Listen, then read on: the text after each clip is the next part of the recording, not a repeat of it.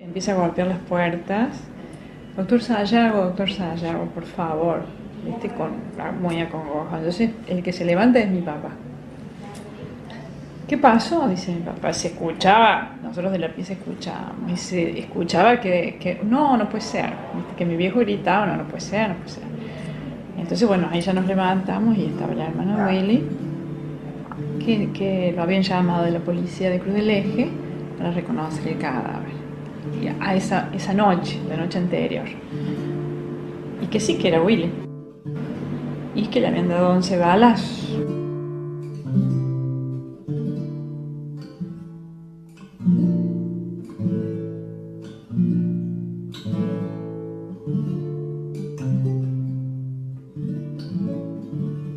Han pasado 43 años, mucho tiempo. Y hoy sentado aquí en este bar, los recuerdos, las imágenes me asaltan, me inundan. ¿Cuántas cosas se dijeron? La historia de Guillermo Burr fue la historia no escrita de un asesinato que nunca se volcó en tintas sobre una hoja. La historia de Willy fue la recopilación de narraciones de dichos y no dichos. Sí, aún sentado aquí resuena en mi cabeza una pelota que drimblea sobre el piso del Club Independiente y lo veo al Willy embocando aquel doble del triunfo. Hoy no llueve. Aún no son las 4 de la mañana de aquel 22 de diciembre de 1973, cuando se fue con la Gringa y el Carlitos. Pero allí, en este lugar, ronda la muerte en la mirada de dos sujetos sentados un poco más allá. Así es, la historia se cayó. Cosquín, fiel a su historia, se guardó miles de relatos de aquel joven que sufrió en carne propia la antesala del terror de los grupos de tarea que se encargaron de matar a miles de jóvenes en los años de plomo. Hoy trato de recopilar esos relatos para decir, la memoria está viva, está aquí, y mientras haya mujeres y hombres dispuestos a recordarla, nunca morirá.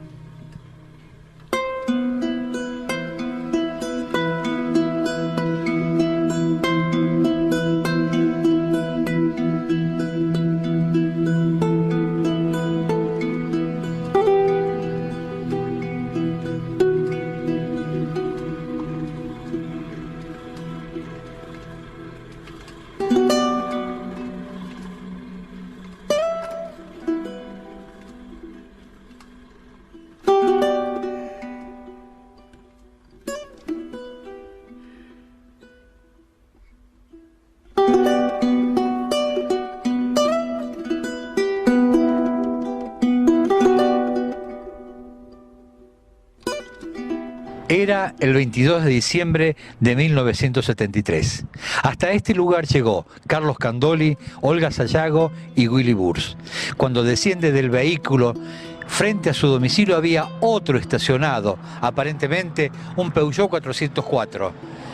Se acerca porque lo llaman del mismo, comienza una discusión y en esa discusión su padre, alertado por los gritos, sale hacia afuera.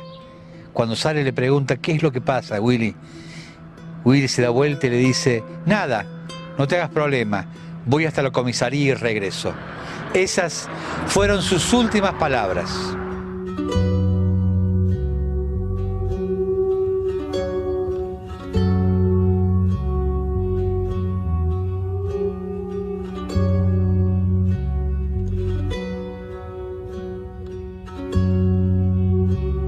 Andaba buscando un animal por el campo, no era que se había ido a la higuera. Y él de la calle, así de la orilla, miró a una persona muerta al otro lado. Ahí fue él y le avisó a don Pablo. Entonces le dijo a don Pablo, bueno, hay que ir a ver, pero a lo mejor lo podemos, o sea, alguna persona que está descompuesta lo podemos auxiliar. Entonces vinieron y ahí yo no sé si don Pablo entró, yo creo que entraron. Sí, don Pablo entró, él no quiso entrar. Y en ese justo venía un auto de la higuera. Y entonces les ha dicho, ¿qué les pasa? ¿Por qué? Porque tienen cara de asustado. Y bueno, entonces le han dicho, mire, ahí hay una persona, ahí parece que está muerta. Vino don Carlos, don Vázquez, y le contaba a mi papá que allá había unos pájaros allá y que que se veía para adentro, pero claro, para adentro del campo. Ya mi papá no tenía nada que ver con eso. Y entonces salió a la noche, bueno, yo me fui para el campo. Y esa noche cuando vine yo, mi cuñado, que es la policía, dice, no, si es un hombre, no es de acá, es de Cosquín. ¡Oh, muchas luces! Los autos, todavía no lo habían sacado al muchacho de ahí. Tenía que venir el juez de privilegio, y fotógrafo, y qué sé yo. Buen día. Bien. Y entonces yo cuando vine de allá, yo venía, porque por ahí un camino, yo cuando venía vi todos esos autos ahí. Vengo y le digo a mi papá, me agarró el caballo y dice que había un muchacho muerto, calculen que un muerto para allá. Y digo, porque se ve mucha luz ahí, pero yo no me animé de ir, que mira. Dicen que nadie sintió nada. Dicen, ¿no? Comentario que nadie sintió nada. Sí, se vino todo el pueblo ahí a verlo como él, pero como le digo, yo a él le dijeron, ya han venido, ya han avisado de Cosquín que ya haya el hombre, así que...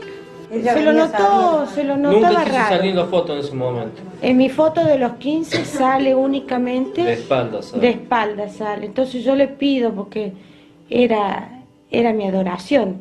Te puedo imaginar que, aparte de ser la sobrina más grande, yo para mí era algo especial. Le digo, ¿te vas a sacar una foto conmigo, tío? No, me dice, no. Y se saca la foto de espalda él. Vio había las personas que se lo llevaron, decía, ya ve con la policía primero, y después no se sabe, por el auto no lo alcanzó a ver mi padre, pero era de noche. Lo había llegado Carlitos Candoli y Gringa, lo habían llegado a eso a las 2 de la mañana a la casa, y que alguien se ve que lo estaba esperando en un auto. Willy entra a la casa y le grita al padre, ya vengo, voy hasta la policía.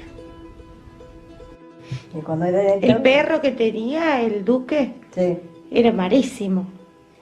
El perro no ladró, nadie. Alguien, el que haya entrado hasta ahí, hasta la puerta, el Nono Bur siempre decía, era conocido porque el perro se volvía loco cuando alguien era desconocido. Para el Nono Bur era alguien que lo conocido o allegado. Pero para haberse ido de la forma que él se fue, los conoce. Porque dijo, papá, me voy a la policía y se fue. Si no se va a ir, un grito. Él los conocía, los tipos. Entonces, cuando el auto da vuelta, sube por la calle, la que hoy ahora es Contramano. Jerónico. Sube por la Jerónico, pero en vez de tomar la San Martín para irse, toma la de arriba. La paralela, la Buenos Aires. Buenos Aires, se llama Perón, me parece. ¿Para dónde sale? Y salen para hacia el lado de la falda. Que es porque por eso que lo ve Bianchotti. Viste que siempre estaba sentado ahí en la puerta de la carnicería, de una carnicería. Tan es así que cuando el padre de Willy va a mi casa a golpear, cuando él escucha que Willy se va a la policía, espera un rato. Y cuando Willy no volvía, se empezó a preocupar. Entonces se va a la casa de mis viejos, que nosotros estábamos ahí, y golpea. Entonces lo atiende Carlitos y le dice, ¿qué le pasa, don Burns? No, dice, porque mira que Willy ha dicho que se va a la policía igual. Bueno, dice, ¿qué quiere que hagamos? Y no sé, bueno, dice, vamos a buscar, vamos. Entonces Carlitos se vistió y se fue, lo llevó el viejo. Y se fueron a todas las comisarias. Y después dice Carlitos, bueno, vamos a ver por el río. Y se fueron por el río, pero cuando fueron, tomaron el camino a la Toma y todo ese camino a la costanera, empezó una lluvia, una tormenta brutal. Entonces, bueno, dijo Carlitos, mire, don Burns, yo la verdad que no sé qué podemos hacer. Entonces le dice Carlitos, me dice, ¿por qué no esperamos hasta mañana a primera hora, don Burns? Y si no ha vuelto Willy, usted se viene acá a casa y nos busca y nos vamos a la policía a hacer la denuncia.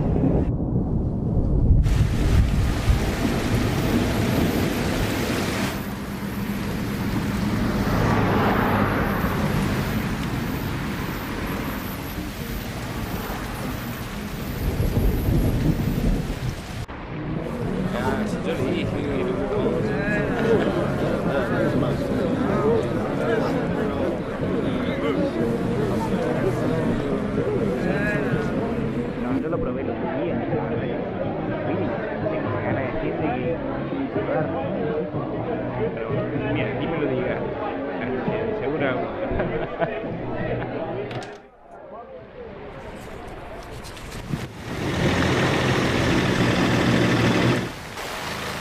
Chao, gracias por traerme. Que descansen.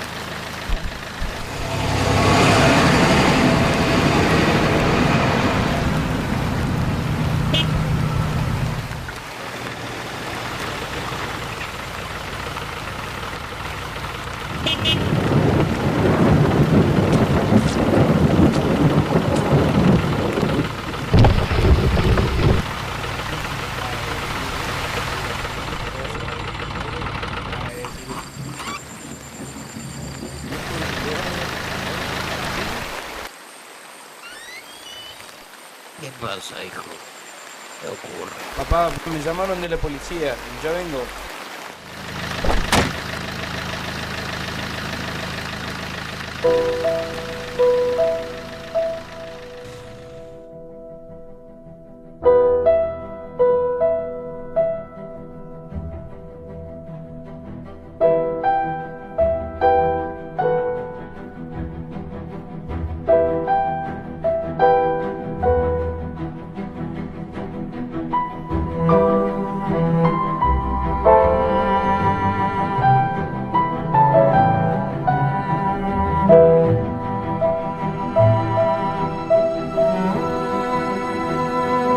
En el año 1960 se funda la Escuela Técnica Mariano Moreno por el profesor Carlos Pautasi y su esposa. Años después se lo acusa de haber acosado a una alumna, por lo cual se lo separa de su cargo. En ese momento asume como profesor y director de la institución el profesor Cosi Isasi. Y bueno, lo dejan afuera porque le hacen una denuncia. Primero le buscaron toda la parte contable y no le pudieron encontrar nada porque decían que cuanto más revisaba, más era cosas buenas que la cooperadora compraba, que se la dejaban más barata, que qué sé yo.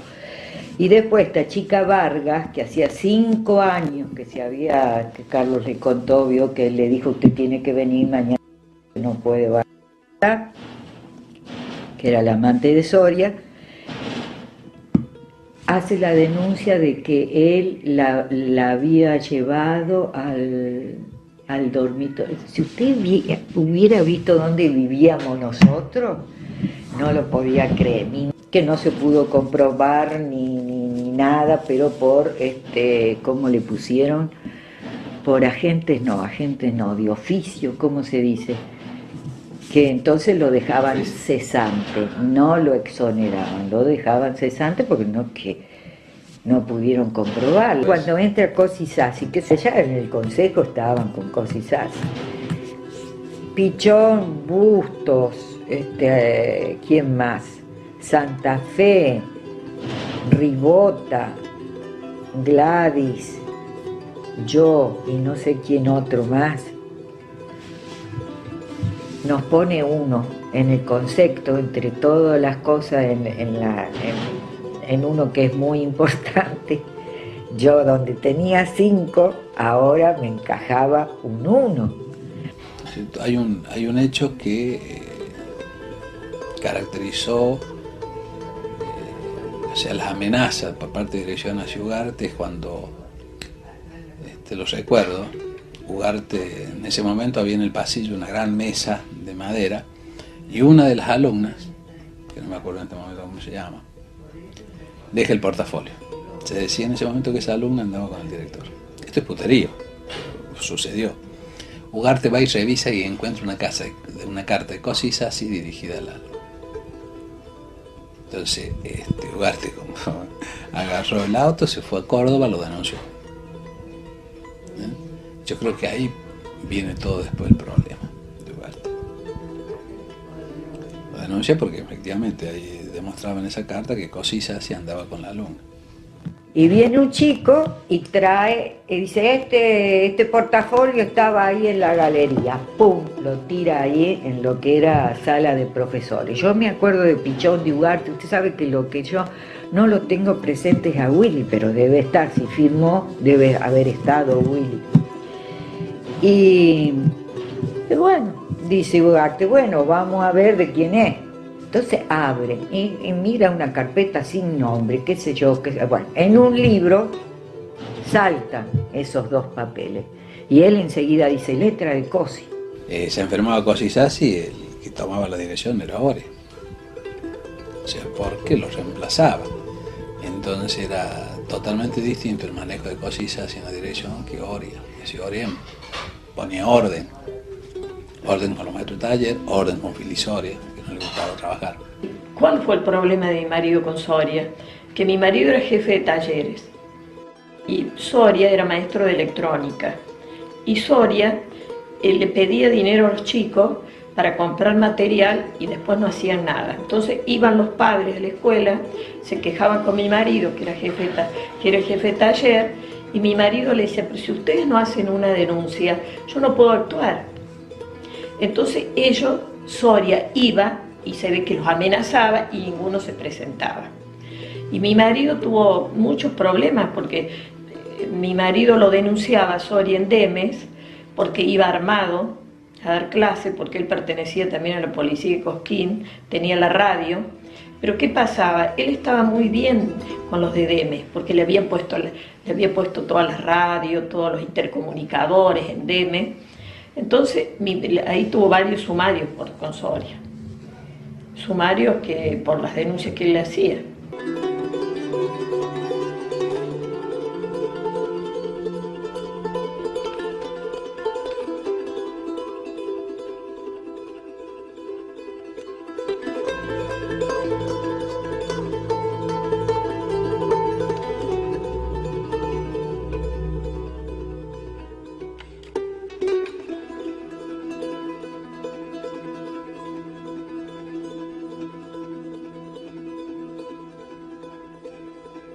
Es decir, en ese momento, Oria, que era el jefe de taller, era el único que ponía un poco de coto a los demás, tanto de Fili Soria, que era un maestro, lo que hoy se llama MED, enseñaba electrónica, le ponía coto a su accionar, es decir, porque no daba clase, era miembro de la policía, o sea, siempre estaba afuera, entonces le ponía en orden.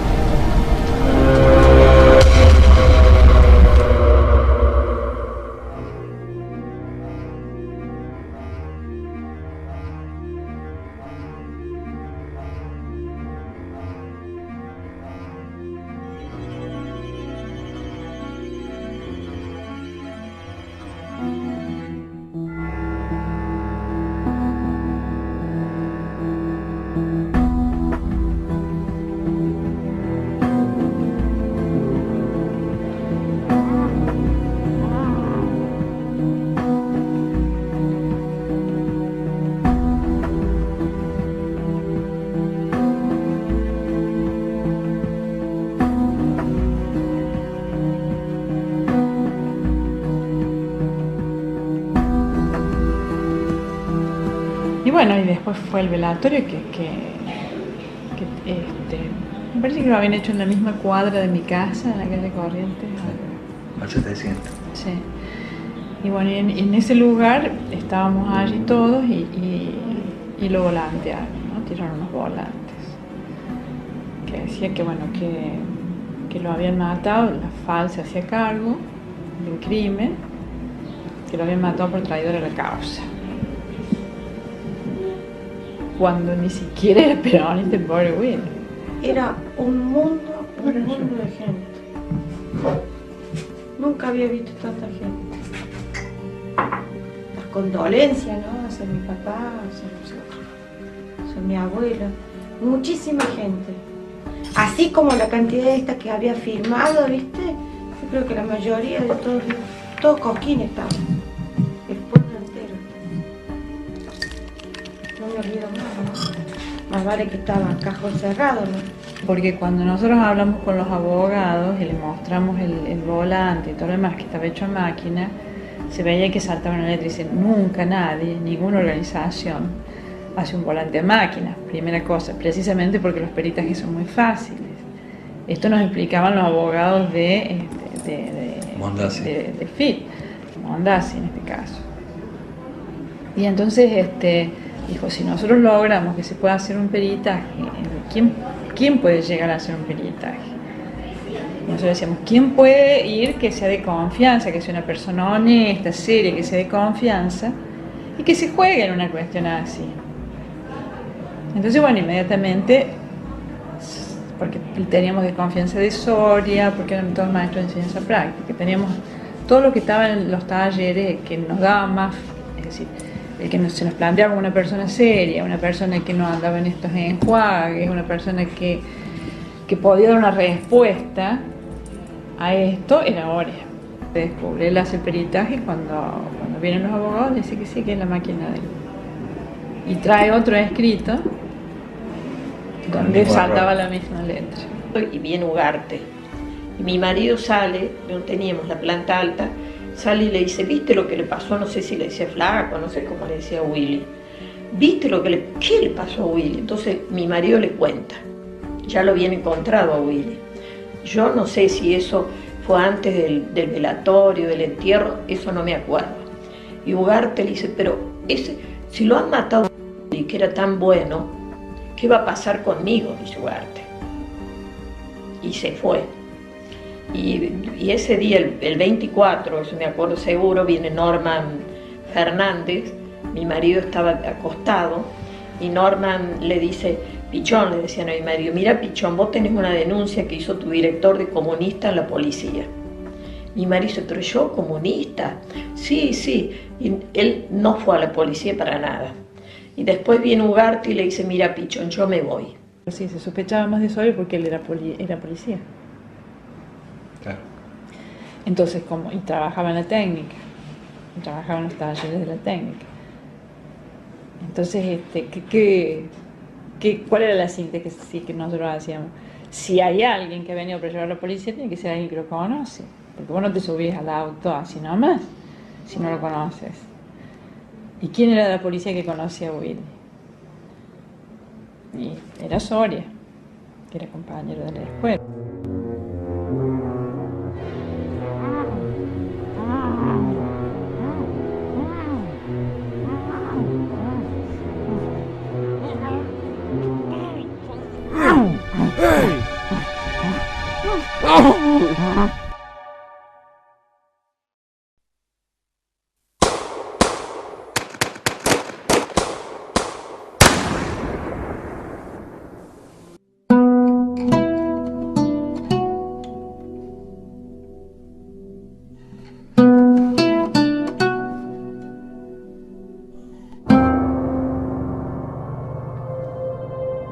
En la madrugada del 22 de diciembre de 1973, un enorme misterio rodeó el secuestro de Guillermo Burs, conmoviendo la ciudad de Cosquín.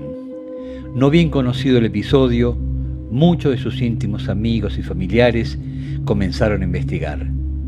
Las conclusiones llevaban a marcar como responsables a Cosi Sassi, director de la escuela técnica en ese momento, el doctor Albino Canavesio, profesor y mano derecha de Cosi, y el personaje de Félix Omar Soria, que también trabajaba en la escuela técnica. Este último, de profesión operador de la policía. Todos ellos trabajaban con Willy en la escuela Mariano Moreno. Olga Sayago, que estuvo esa última noche con Willy y Carlos Perpetua, en su testimonio manifiestan estas sospechas. Familiares de Willy, como su hermano Johnny Burs y Viviana Burs, su sobrina, señalan a Tellaldín, uno de los creadores del Comando Libertadores de América, como autor material del hecho.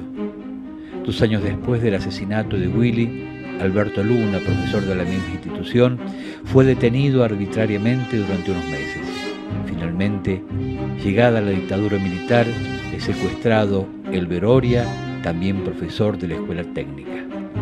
Filius Omar Soria fue quien comandó los secuestros de Cosquín.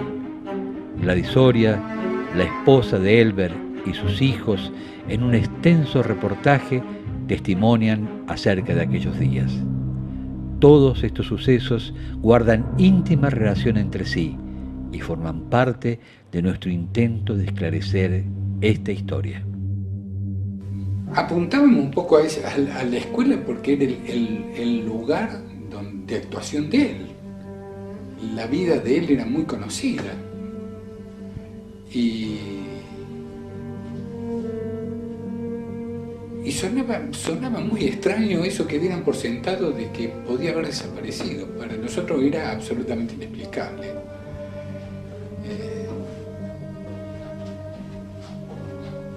Bueno, con el tiempo nos dimos cuenta que era uno más, y quizás el primero, de los que habían tenido este destino, ¿no? Willy de ninguna forma nunca militó en la izquierda. Como había gente del grupo que tenía simpatía por el FIP, se intentó hacerlo pasar como militante del FIP para que algún partido político o alguien de peso se hiciera cargo de esto, ya que a nivel personal era muy poco lo que se podía investigar. Llamó la atención cuando vimos la agenda de él, una serie de direcciones que para nosotros eran desconocidas. Y digo desconocidas porque conocíamos bastante cuáles eran las actividades de él.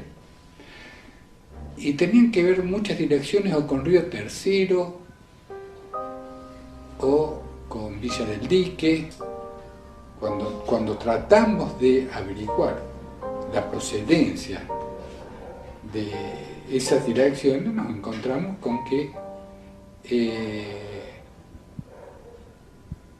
podrían tener que ver con el Colegio Lebovich.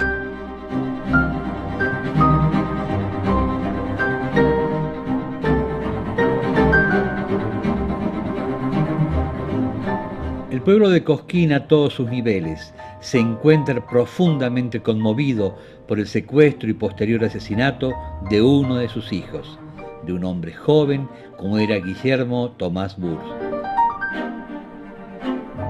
El día viernes 21 de diciembre, a la madrugada, lo arrancaron de la puerta de su hogar y más allá de Cruz del Eje lo abandonaron muerto con 11 balazos de arma de guerra en el cuerpo, lleno de escorias, golpes y hematomas.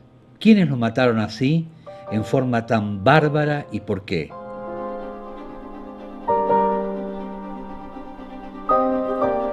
La ciudadanía de Cosquín en general, unida y solidariamente, pide justicia, exige justicia y esta solo puede sobrevenir de una rigurosa investigación. Lo único, yo sé que las hermanas de Perpo, de Perpetuo, son muy católicas, entonces tenían siempre una buena relación. Primos de la Martaína, siempre tenían relación con la iglesia, con los párrocos y demás. Y como nosotros andamos metidos en esta investigación, y Perpo vivía acá en Córdoba, y Perpo se quedó con la agenda de Willy. Se entraron a llamar por teléfono a todo lo que estaba en la agenda. Y bueno, cuando nos juntábamos a constatar lo que había investigado uno, otro había verificado esto, otro había verificado el otro, obviamente que el cura García se entera que nosotros andábamos en esta búsqueda. Y entonces, yo no sé si es por intermedio de las hermanas o por intermedio de quién, el cura lo cita solamente a Perpo. Pero sé que él fue el que nos dijo, miren, me encontré, nos reunimos y dijo, miren, me encontré con el cura García y me dijo, mira, no quieren seguir investigando, yo tengo la certeza de quién es. Dice, y ustedes se van a meter en un lío muy terrible, porque los próximos muertos no van a ser ustedes. Entonces, bueno, hay para más todo. Cuando mi papá quiere empezar a investigar, hay llamadas al teléfono de la casa del Nonobur y a la casa de mi papá, donde le decían que no investigara más, si no corríamos peligro de muerte mi hermano y yo. Entonces el papi, con toda esa amargura que había pasado, ya él prefiere abandonar el caso.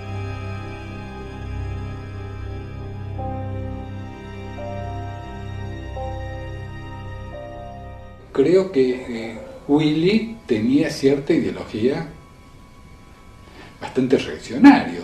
Es de una familia muy católica, estuvo en un colegio de curas. Posiblemente en algún momento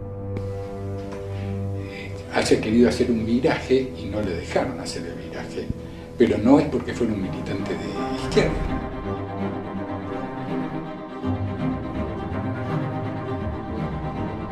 En Cosquín se gestó, antes de la dictadura militar, un grupo de tareas constituido por varias personas, entre ellas los más conocidos fueron Cosi Sassi, Filis Omar Soria y Albino Canavesio. Ellos fueron quienes marcaron personas y los que, ejecutado el golpe del 76, hicieron desaparecer a las mismas. Y todos llegábamos a la misma conclusión. Filis Soria, es decir, los nombres que se daban ahí eran Filis Soria como cabeza, porque era miembro de la policía, Canavesio como informante del tercer cuerpo de ejército, Cosi Sassi, que fue el que prestó la institución, que fue la escuela técnica, Juan Ledesma, después había que en ese momento Ferao, que era jefe político. Lo primero que sospechamos fue de Soria, porque era de la policía, era muy amigo de Cosi Sassi, trabajaba en los talleres, tenían una vinculación directa. Y Willy lo conocía. A una semana del crimen, la policía nos llama, nos convoca ahí a la policía de Cosquín. Y bueno, por separado, Carlitos por separado y Andy por separado. Entonces, yo entendí eso como una cuestión de amedrentación, porque nos preguntaban cosas y a mí, por ejemplo, me mostraron la foto de Willy muerto. Por eso sé que estaba con las manos atadas. Me mostraban la camisa llena de sangre. ¿Y qué sostenían ellos? Que nosotros alguna cosa sabíamos y que los que estábamos involucrados en eso éramos nosotros. Porque éramos los últimos que lo habíamos dejado. Resulta que al cabo de los tiempos, de los años, digo, un ex policía, ahora falleció, le dijo a mi padre y a mí mismo que lo había matado el doctor, ¿cómo no? Telledín, dijiste vos. Telledín. El ex policía Ramón Roque Calderón, actualmente preso por delitos comunes, fue guardia de 2 centros clandestinos. Relató cómo fue torturado y asesinado el subcomisario Ricardo Fermín Alvareda e identificó a sus asesinos. Llegaron de civil con Alvareda, que estaba con uniforme de policía y esposado, dijo. Lo ataron con alambre a una silla. Tellaldín le dijo a Britos que le arrancara las insignias y que lo degradara. Luego Tellaldín les anticipó lo que vendría.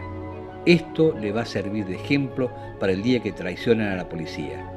Tras aplicarle una golpiza salvaje, Tellaldín sacó un bisturí y le dijo a Alvareda: «Usted camina por el peso de las bolas y se las voy a cortar». Y le cortó los testículos, narró, ante el tribunal. Yo había ido a la mañana, había estado en la escuela técnica, no había pasado absolutamente nada, fue el 26 de mayo del 76. A la tarde voy a la escuela técnica, a la escuela de comercio, yo entro ahí a las 15:45 de la clase, 15:45, 15. Habrán sido las 16:15 cuando viene una celadora y me dice: Alberto te busca. Hubo un alumno que jamás me voy a olvidar, Lasalle, el gordo Lasalle de Santa María, que se para en la puerta y me dice, no, usted no sale, profesor. ¿Por qué? ¿Qué te pasa? No, dice, porque a mi papá le ha pasado lo mismo, lo fueron a buscar y dice, no lo dejaron salir más, Santa María está preso mi papá, por los militares. ¿A usted lo van a tomar preso? No, le dije, joder, que me van a tomar preso a mí si no he hecho nada yo para estar preso. Y salí. Efectivamente, me estaba esperando policía, que era el que me venía a detener, el policía, por averiguación de antecedentes, pero en una estanciera con militares, con armas largas, habían hecho como... Estaba toda la gente en la calle ya. Y bueno, me llevan detenido y bueno, de ahí no salí más hasta 7 meses. Y ahí sí, ¿quién me interroga? Que no sé, porque siempre lo interrogaron vendado. Me dice que, bueno, porque era el enfrentamiento mío con Cosi Sassi. Es decir, él era director, era único, capo, manejaba como quería la escuela, hacía lo que quería, con la cooperadora, es decir, dejaba ir suponiendo, yo llegaba a dar clase y a lo mejor tenía el 50% de los alumnos. Y los otros chicos, no, están presentes, efectivamente estaban presentes, porque pedí el registro, estaban presentes. Los había dejado ir, no querían estar conmigo los alumnos y se iban. O sea, me ponía a los alumnos en contra. Alberto Luna, víctima de unas de las tantas detenciones clandestinas e ilegales que se llevaron a cabo durante el año 1976 en pleno inicio de la represión militar. Quiere saber el destino del amigo, dice recordando a Elber Oria, detenido en un operativo realizado por un no determinado grupo de tareas en la noche del 3 de abril de 1976. Realmente yo creo que caí un nido de víbora a trabajar. La escuela técnica fue el centro del aparato de información del ejército, de la policía. Así, yo creo que si hubiera trabajado, suponiendo en el liceo, en el mismo comercial, si hubiera trabajado en el comercial no me hubiera pasado lo que me pasó. Yo llegué a un lugar en donde realmente era nefasto el personaje Cosi Sassi, Félix Oria, Canavesio. El presumible autor material del asesinato de Willy, entre otros, fue Raúl Pedro Telleldín, quien integró el Comando Libertadores de América y posteriormente fue jefe de la División de Informaciones, la temible D2. A este sujeto se lo acusa de torturar y secuestrar personas durante la última dictadura y de asesinar al policía Alvareda, quien casualmente es asesinado con la misma metodología que a Willy, cortando sus testículos. Telleldín, en 1983, casualmente con la llegada de la democracia, falleció en un accidente de tránsito, pero se sospecha que todo fue una farsa y que presumiblemente estaría vivo en algún lugar.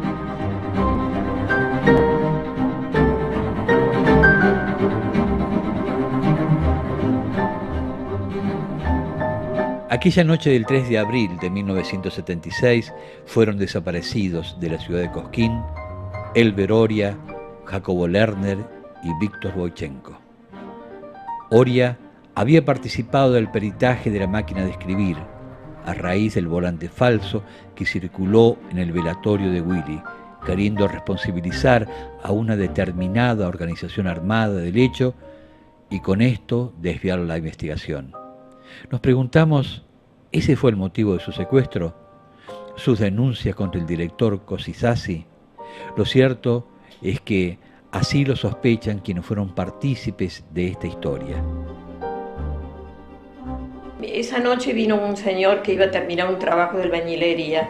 Entonces, a la mañana tenía que venir a buscar la llave, más o menos a las 6:30, para tener unos tablones.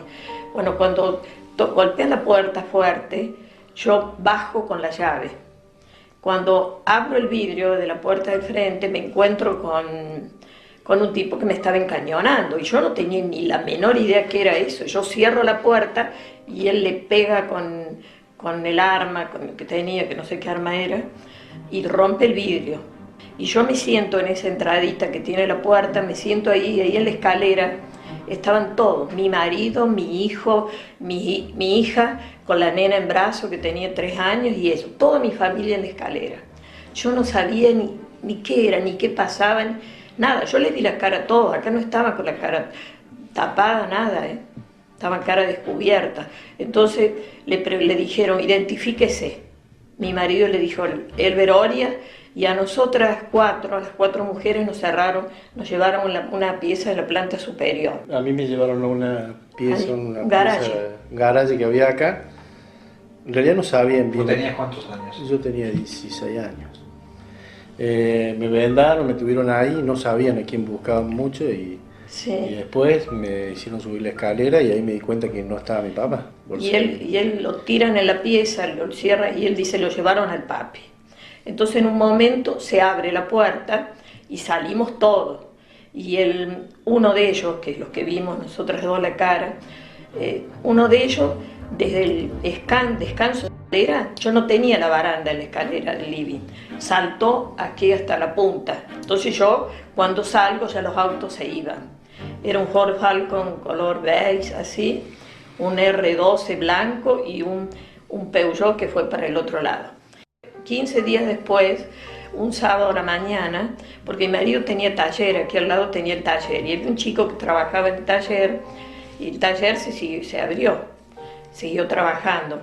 Un sábado a la mañana, esta casa tenía una puerta en el costado, y había venido una amiga mía, eran las 11:30 más o menos, y se abre la puerta del costado, y entran tres, uno grandote, uno alto, grande, así con anteojos y 2 más, de más baja estatura. Y dice, somos de Coordinación Federal. Y me mostraron una credencial. Yo no sabía nada, mire, no sabía ni qué era Coordinación Federal ni nada. Entonces me dice, tenemos orden de allanar su casa, esto va a solucionar el problema suyo. Yo creí, y ellos 2 subieron.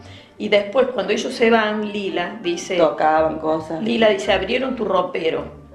Entonces yo voy a ver y yo tenía una caja así con cosas de oro y me los robaron. Entonces cuando él vuelve de la escuela, fuimos enseguida a hacer la denuncia en la policía. Me dice, Coordinación Federal no existe. Esto no existe. Entonces por eso mismo que usted ve aquí lo del robo. Yo lo del robo lo vieron varios. Que él no vino a mi casa, pero estaba en la esquina. Entonces yo tuve testigos y él estuvo 1 año y medio, no sé cuánto tiempo estuvo. Sí, esta gente estaba con él. Sí, lo vieron con él. Soria. Con Soria a la entrada. Y también fueron, el mismo grupo lo habían visto en la casa de Ugarte.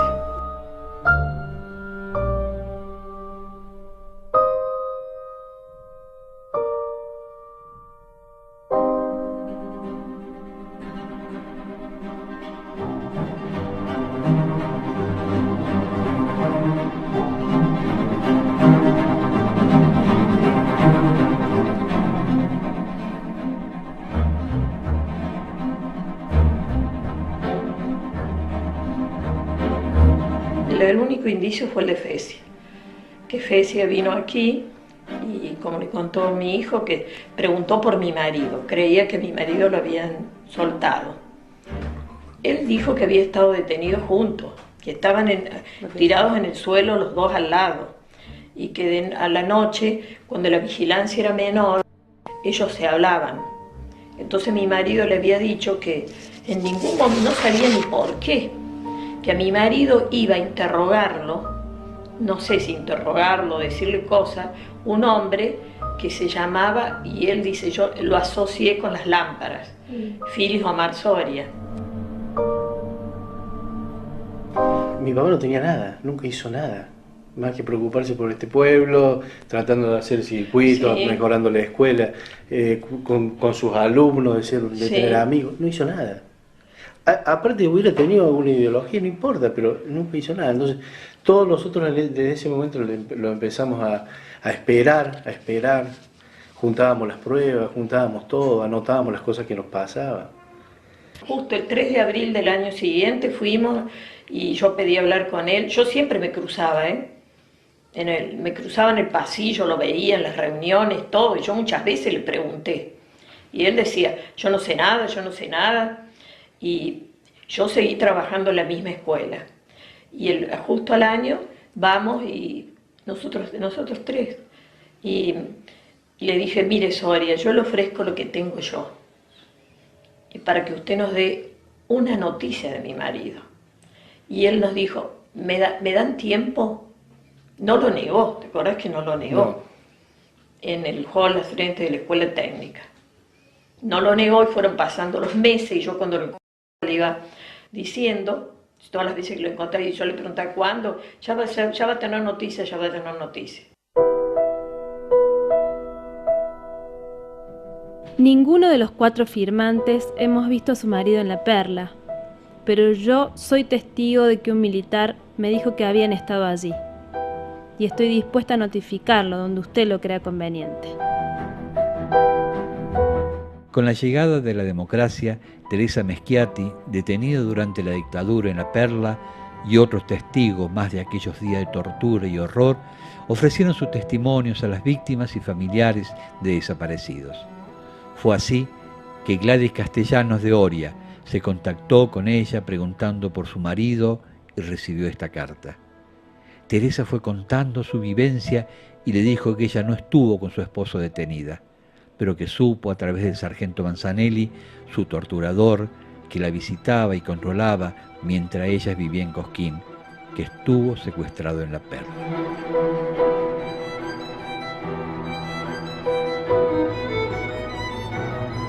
Lamentablemente, como decíamos al comienzo, este fue un asesinato jamás esclarecido. Quienes intentamos aportar al esclarecimiento de este hecho con nuestra investigación, nos manejamos con hipótesis y no con hechos reales. La justicia debería retomar esta causa que en realidad jamás se investigó. Pero lo cierto es que lo de Willy fue solo una ventana del horror que se abrió porque luego Cosquín sufrió el dolor de ver desaparecer al pastor evangelista Boichenko, al señor Lerner, junto a Oria aquel mes de abril de 1976. Pero esa será la próxima historia a contar.